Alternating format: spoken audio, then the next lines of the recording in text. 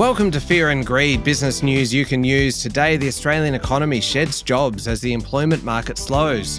Oasis, Metallica and ACDC spur consumer spending, and a scientist claims to have proof that the Star of Bethlehem, that purportedly led shepherds to the birthplace of Jesus Christ, might have been real. Plus, Australians travelling to the US could have their social media accounts vetted, and Woolworths and Coles go head-to-head on home delivery. It is Friday, the 12th of December, 2025.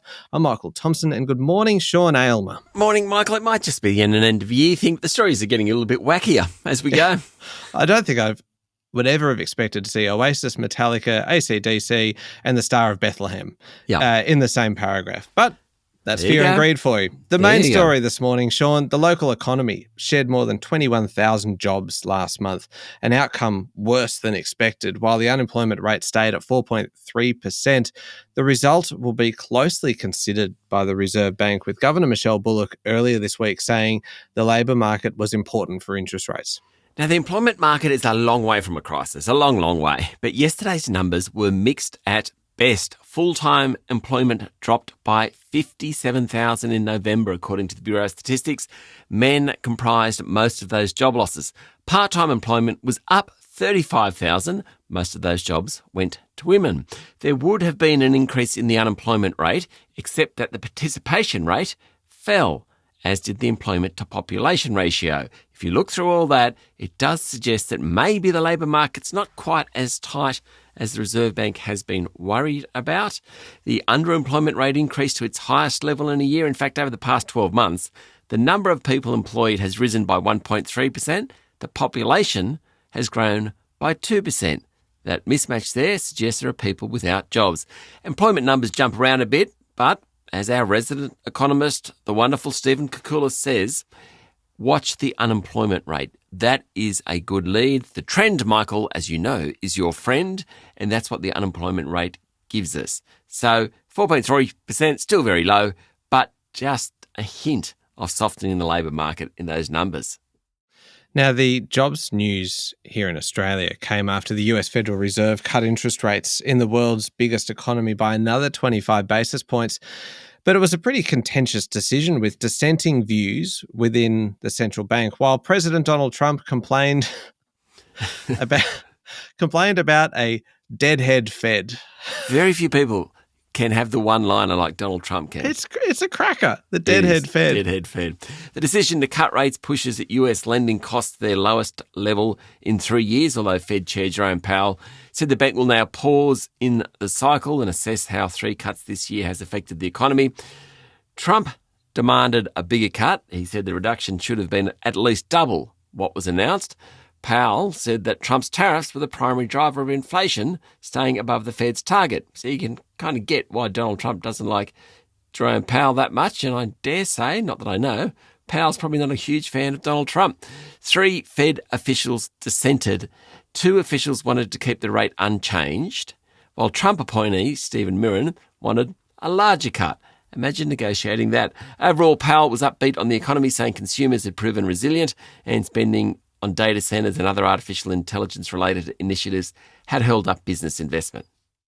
All right, bringing it back home to us here, Sean. What about interest rates here? What's the outlook? So inflation is definitely the number one priority for the Reserve Bank. So 1 month's employment reading won't make too much of a difference. And the fact that the US has cut rates probably doesn't have too much of an impact.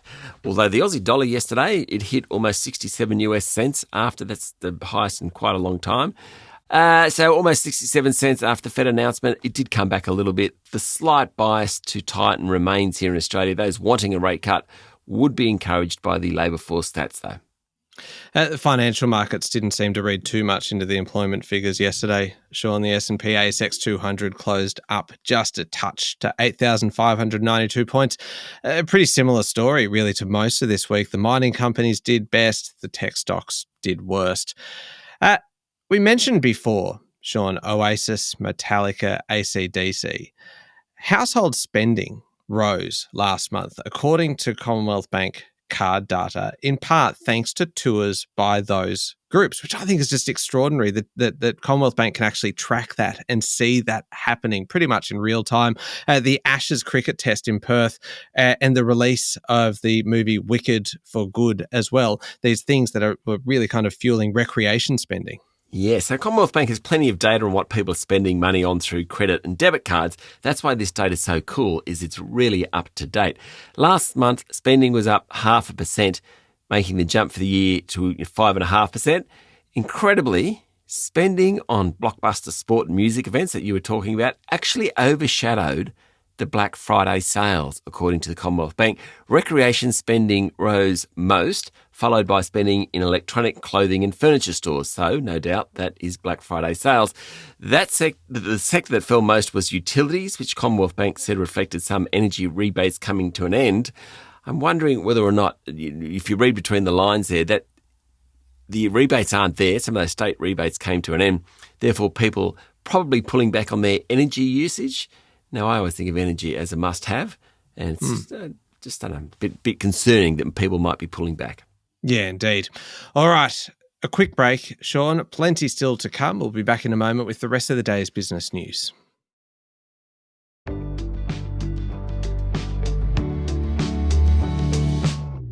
Sean, Australians wanting to travel to the United States will have to provide their social media history over the last 5 years in order to enter the country under new proposals by the Trump administration.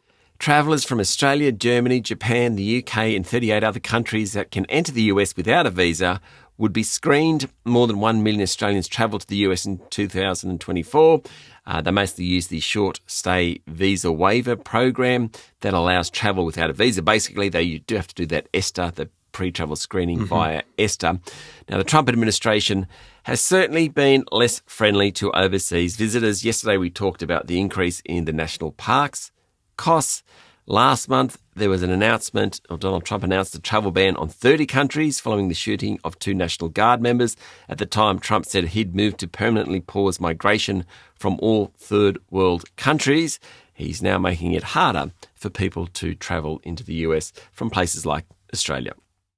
Westpac held its AGM yesterday, and around a dozen climate protesters greeted shareholders banging drums, holding placards, calling on the bank to stop funding for new fossil fuel projects.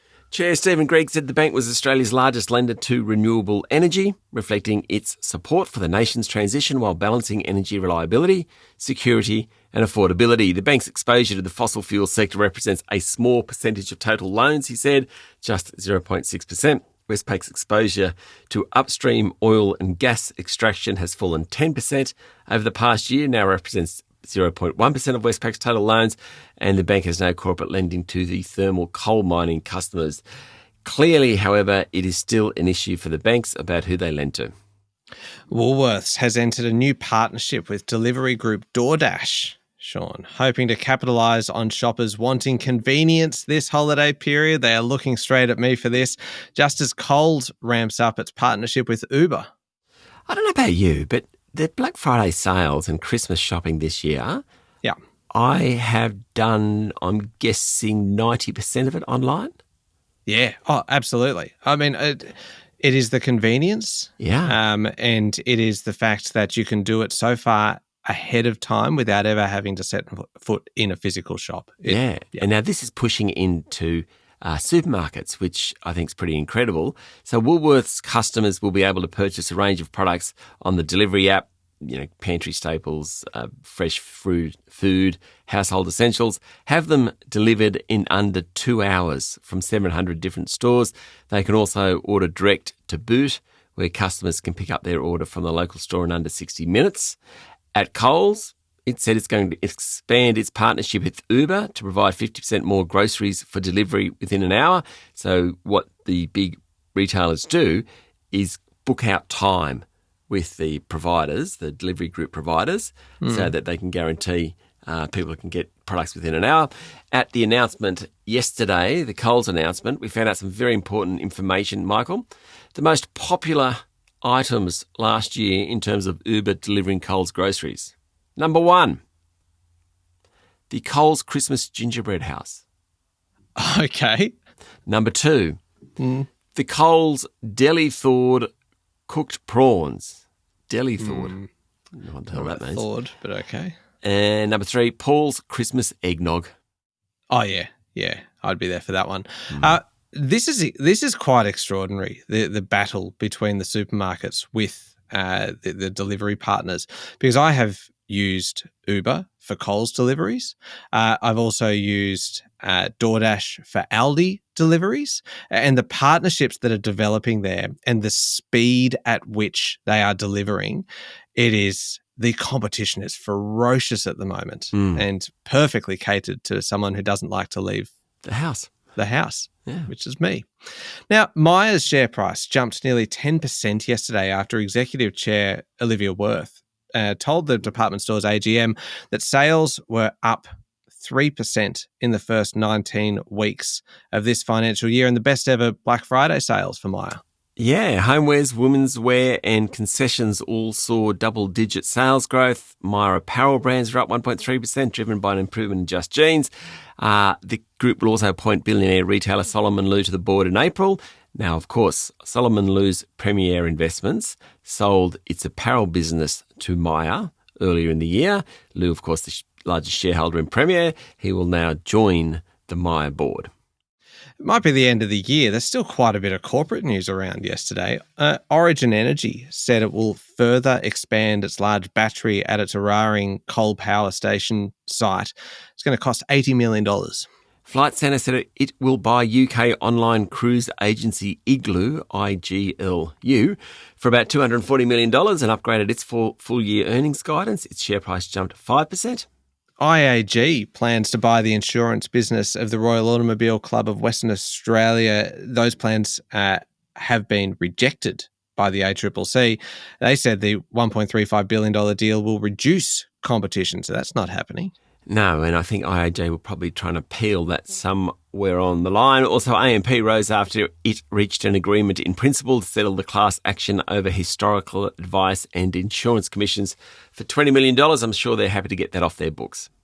Let's talk checks, Sean, because I know that you are a big user of checks. I can just have this image of you just whipping out your checkbook at Coles or Woolies to pay. That was always the worst, actually, when it was kind of 5 to 6 on a Sunday evening. You're working the checkout at Bilo, and someone would come in and they would pull out their checkbook, and you're like, it is 5 minutes to 6. The shop's about to shut. Please just let us go home. And like, no, I'm going to do this properly.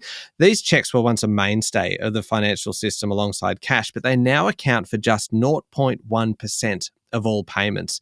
So that's 10 cents in every $100 worth of payments. But Michael, they have not gone the way of the dodo. They're not yet dead. Remarkable. A year ago, the government announced plans to wind down the cheque system, phasing out the writing of personal, commercial, government and bank cheques by the middle of 2028. Now, as of today, Australians are holding an estimated 3.5 million bank cheques worth about $820 million. Now, what I think is really fascinating, 80% of those are over 3 years old. I thought about this. I actually have a number of bank cheques. Like they might be $5 or a return, like really, really small amounts. And I just never, I couldn't be bothered going to a bank and cashing them. Do they expire? So you can tell I'm a frequent cheque user. Yeah. I know a personal cheque has to be deposited within a certain time period, but I don't know about a bank cheque. A bank cheque. Anyway, that's probably a very, very niche Q&A topic, that one. That one, Sean. I don't know whether there's going to be much interest in that. But checks, not yet dead is the story here. Not yet. They're hanging on. Turning to international news now, Sean. And the Star of Bethlehem, that according to the Bible, sat above the town where Jesus Christ was born and led wise men to the stable, might have actually happened, even though stars don't normally hover over small towns. A NASA scientist claims to have presented the first scientifically grounded theory capable of explaining the light's strange movement in the sky as described in the Bible. The answer, he suggests, may involve a comet that very nearly ploughed into the Earth a little over 2,000 years ago. This is according to a story in the Times. Now, in the Gospel of Matthew, the star that leads the wise men to the infant Jesus first appears in the east. It then goes before them on their short journey from Jerusalem to Bethlehem. That's about 10 k's. Before it standing over the star, stands over the place where Jesus was born. The scientific view is that's highly, highly unlikely. And the Star of Bethlehem was a miracle, maybe? Metaphor, maybe?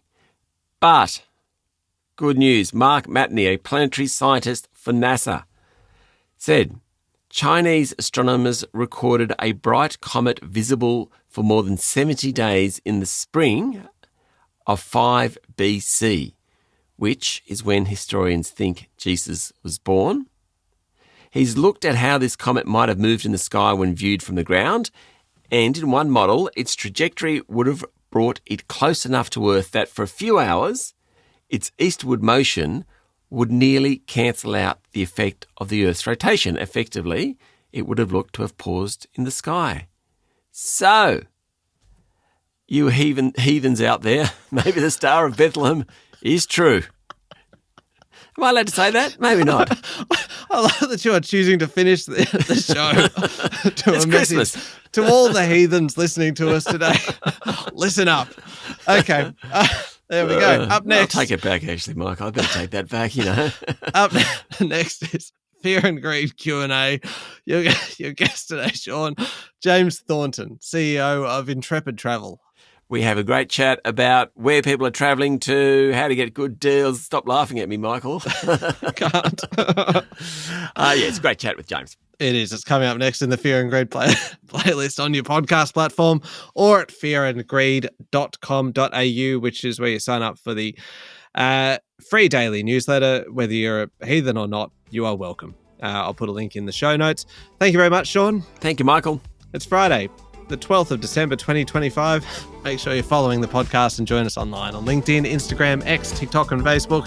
I'm Michael Thompson, and that was Fear and Greed. Have a great day.